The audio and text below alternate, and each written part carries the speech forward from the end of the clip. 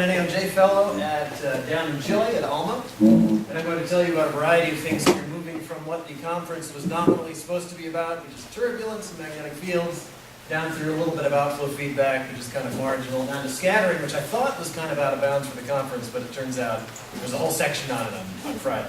So it's all relevant. Thank you to my collaborators out here. I have my kanji. This is, of course, Japanese pronunciation. Doesn't work quite so well in Chinese, I apologize.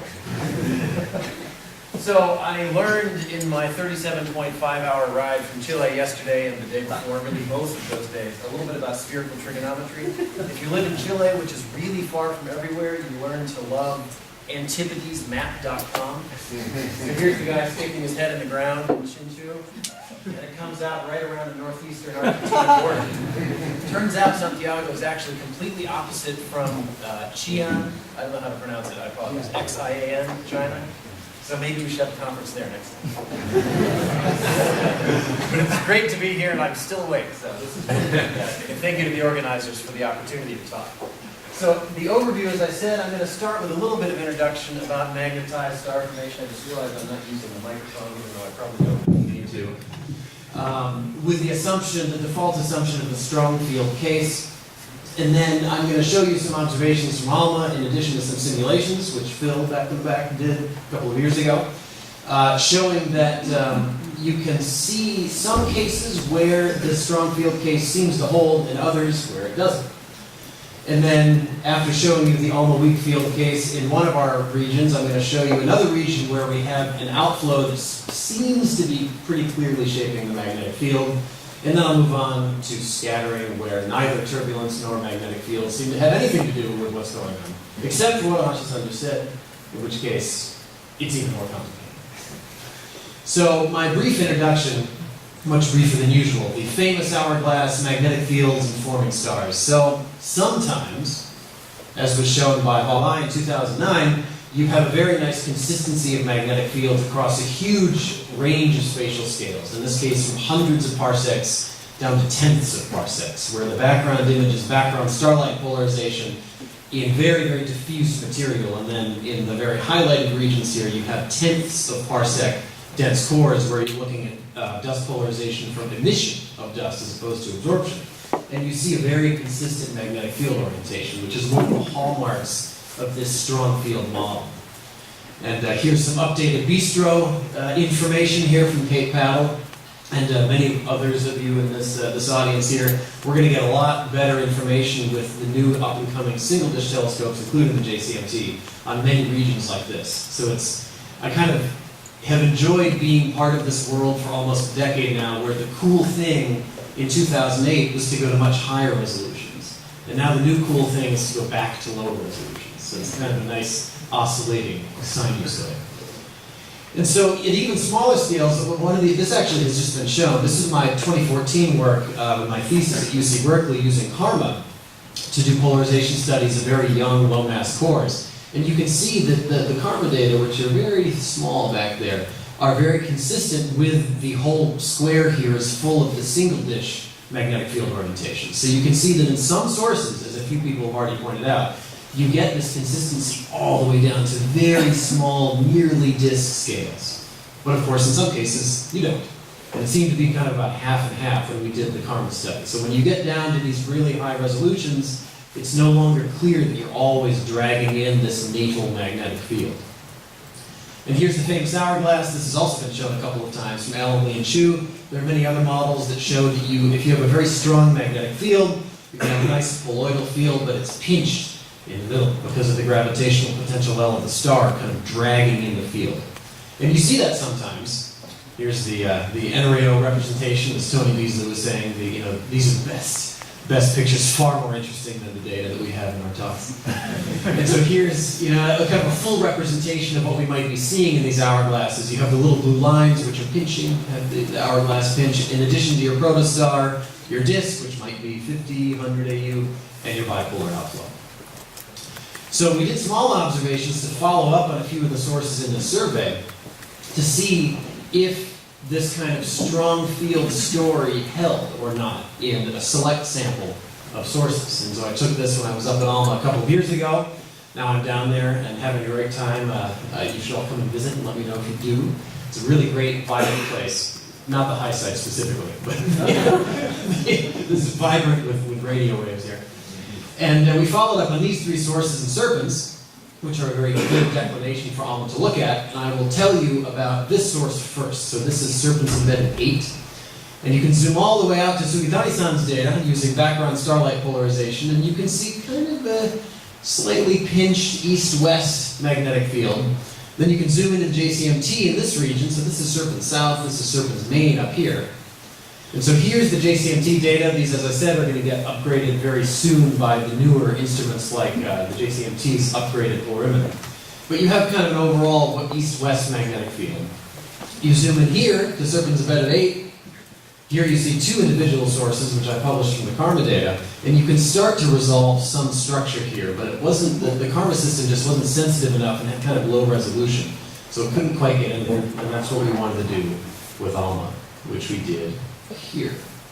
And so these data, one of the best things about them is that ALMA actually has the sensitivity and the recovery of scales to give you many independent polarization detections across many of these maps, and so you can actually do statistics on the data.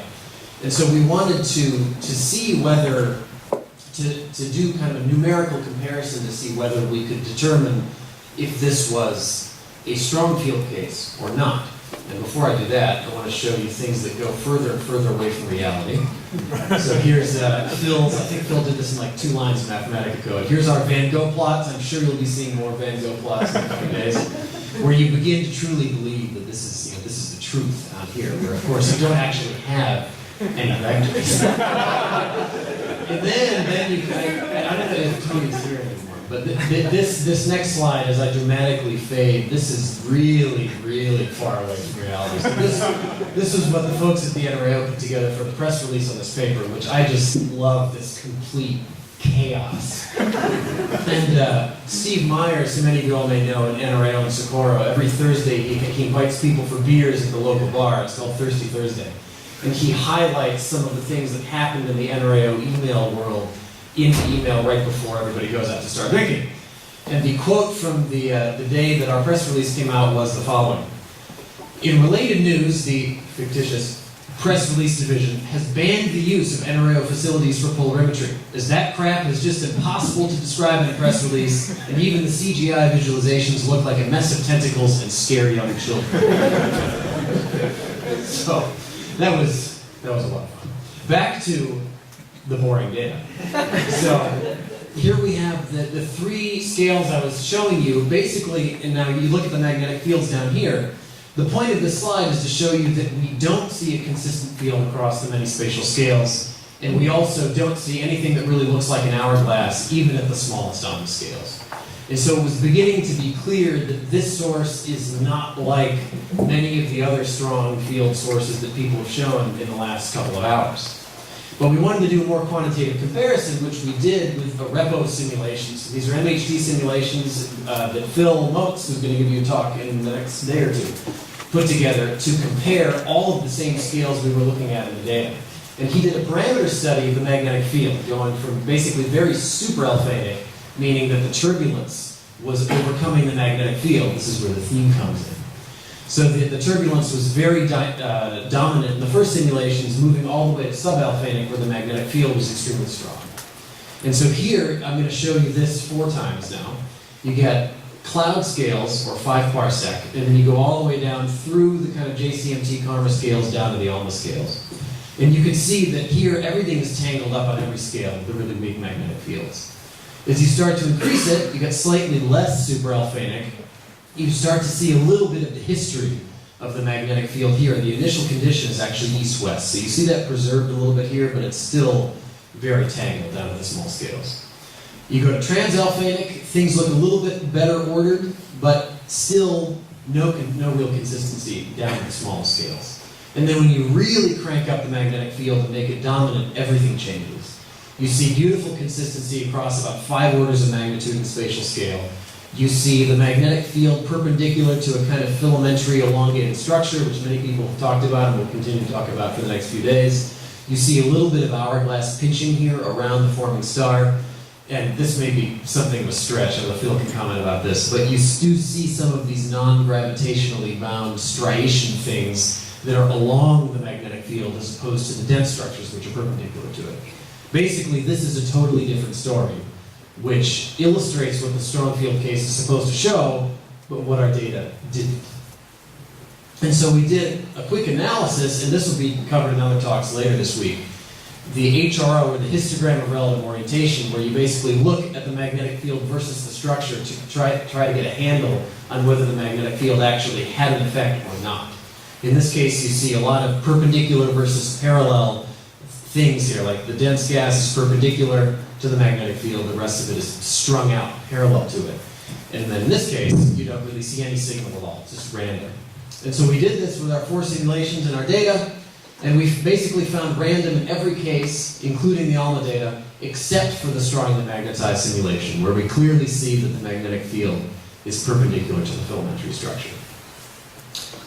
So the conclusion from this work was that we have found at least one source, and of course, I think everything is really a continuum. As we continue to look at this kind of source of ALMA, we're going to get a feel for how many cases really do exhibit the strong field. We've already seen a few today, versus how many look like total tangled messes, like this one.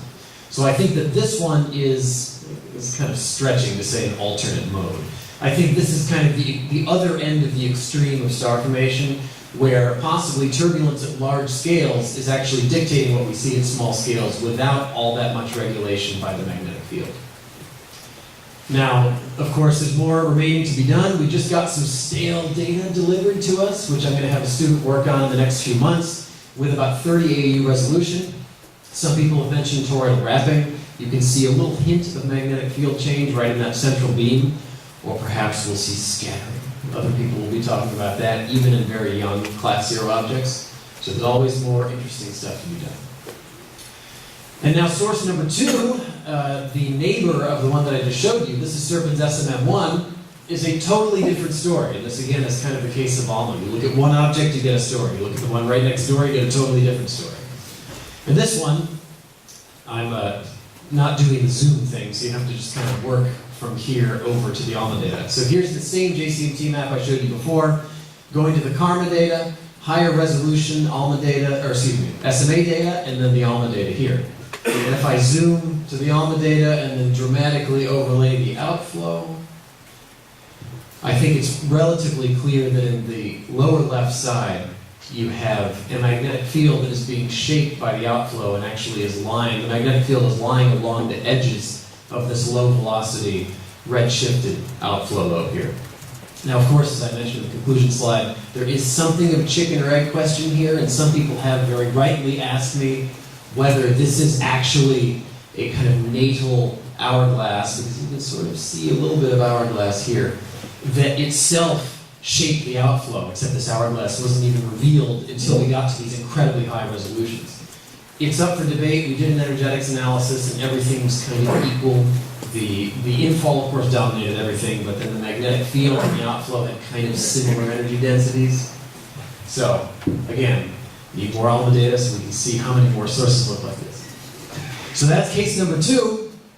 And just since many of you all are interferometry gurus, I figured I might as well put this slide up here. This is just sort of a tale of warning, which we could have figured out, but it's nice to actually see it in action, even though it's a little bit scary. Here are the native ALMA resolution data here. And so you can see this outflow, the edge of the outflow lobe here, and then the one here. But I purposely saturated this map so that you can see the brightness here is much, much higher than the brightness in the east-west part, even though the magnetic field is presumably just as real in both parts. You then go to the 5 or 10 times lower resolution KARMA data, which is right here, and you compare it with the ALMA data where you take the same UV coverage and then you smooth it to the exact KARMA beam.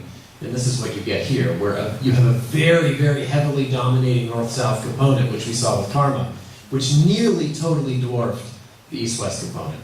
And then, of course, once you resolve it all, you get both sides very nicely. So just be careful.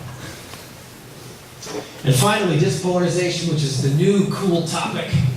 And there are so many hamburgers and face-on things with flips and optically thick backgrounds being absorbed. This is really a rich, rich topic. And people have already kind of given this introduction, but I just want to show Akimasa's model with the flip, and then his 2016 B paper, which Ohashizan just showed a higher resolution version of this. The point is, scattering can be real, it can happen in disks. We used to say that in millimeter wavelengths you didn't have to worry about it, which at the low resolutions that we were working at with SMA and Karma before was probably true. Maybe now it's not so true anymore, especially in the densities of disks.